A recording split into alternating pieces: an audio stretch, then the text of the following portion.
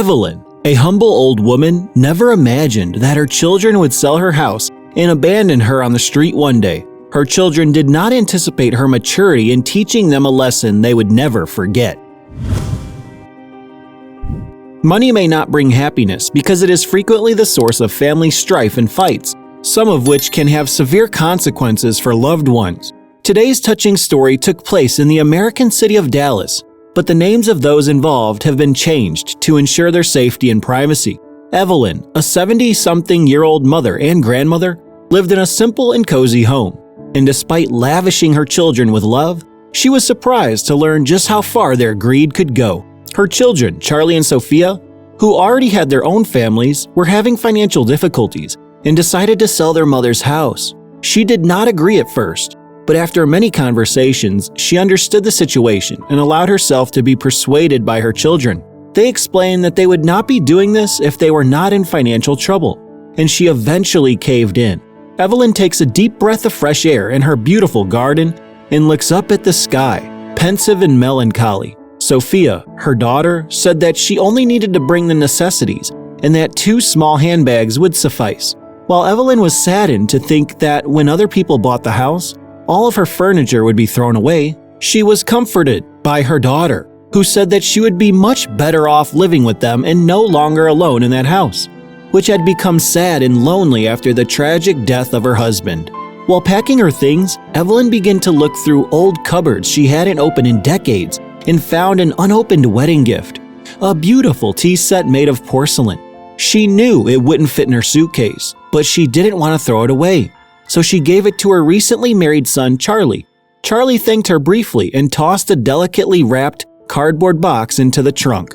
After this and the stress of moving, his mother constantly asked where her present was, but he would change the subject and say it was in storage. The elderly woman reasoned that his harsh demeanor was the result of a head full of problems and bills to pay, so she didn't press him on it and tried to forget about it.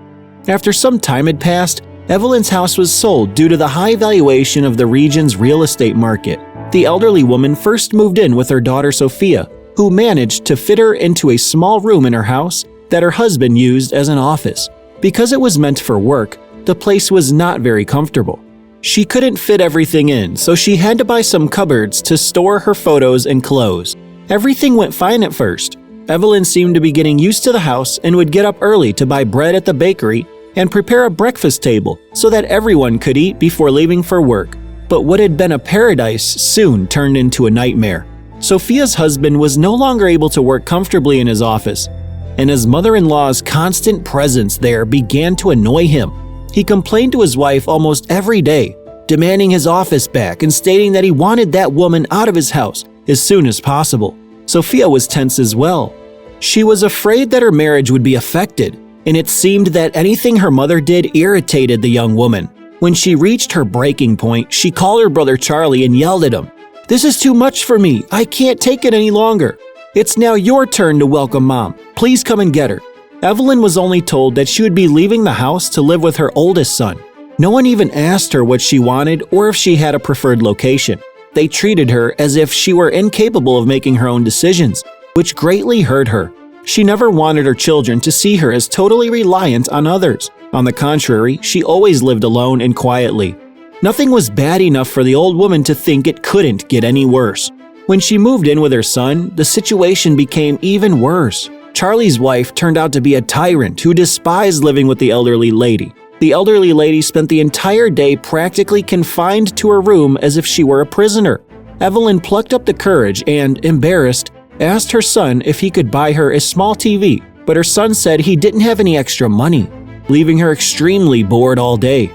Her son's wife was extremely jealous of her home and possessions and would not even let Evelyn into the kitchen to help her.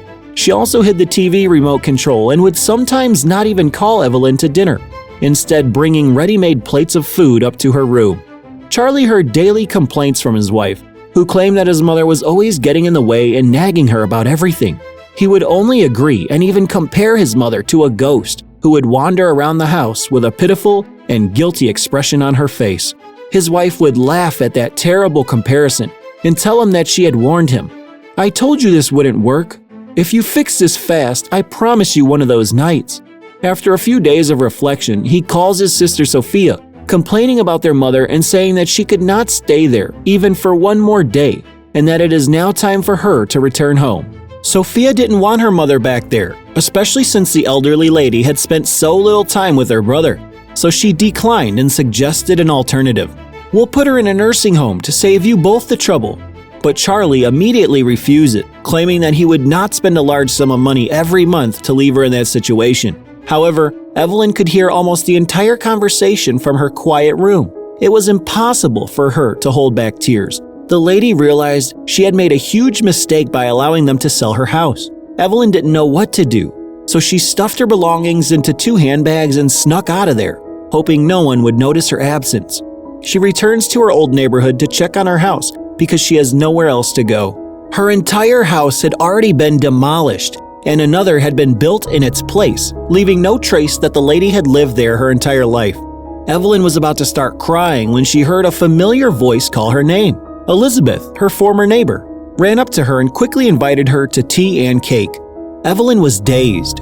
Her perplexed expression and worried dark circles under her eyes, accompanied by a rapid heartbeat, revealed the depth of her anguish.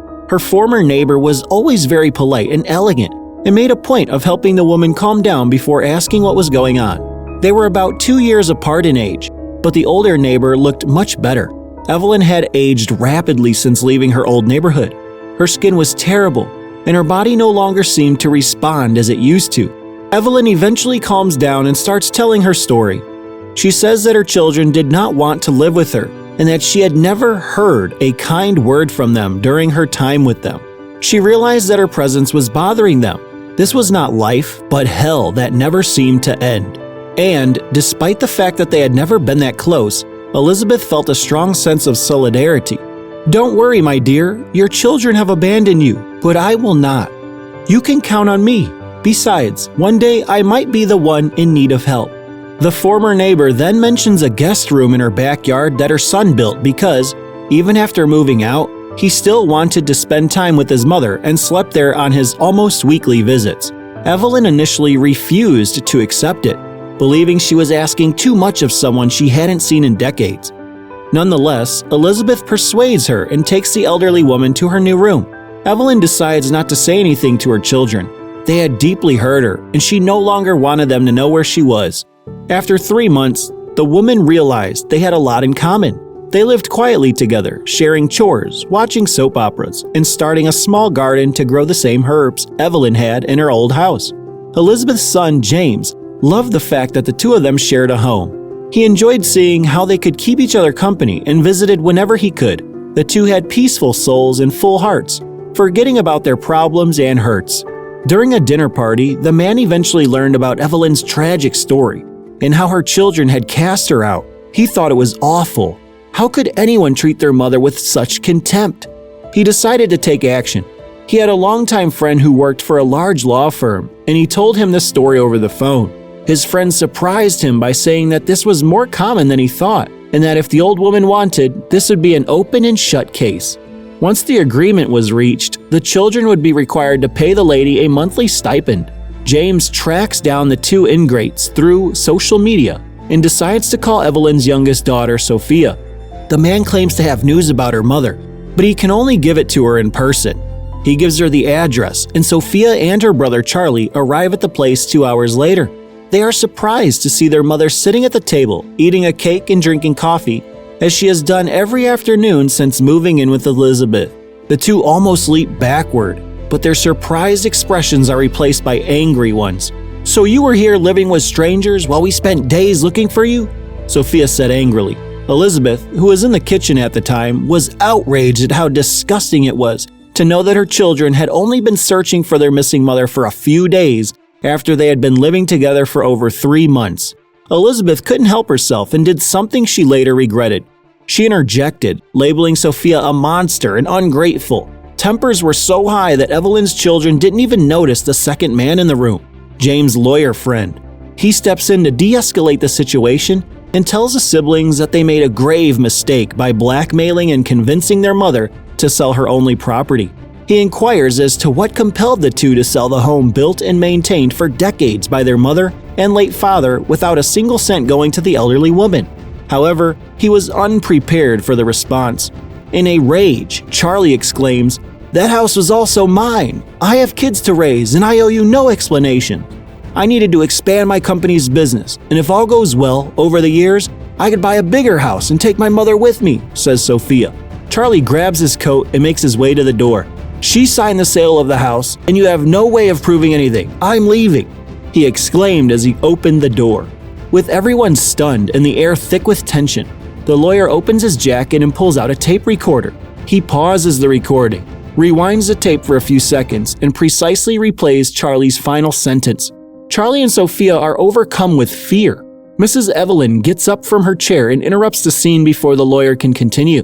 She pauses for a few moments to reflect. 55 years ago, we began to make our dream come true, she finally says, her voice trembling with emotion.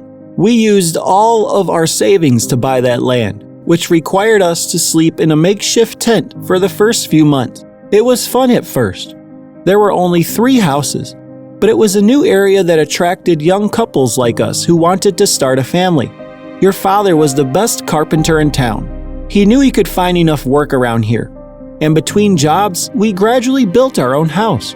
I wish you could have seen the pride in your father's eyes when the house was finally completed 2 years later. It was late at night. We stood in the garden, taking in every detail. That was the ideal time for me to reveal that we were bringing 2 dreams to fruition.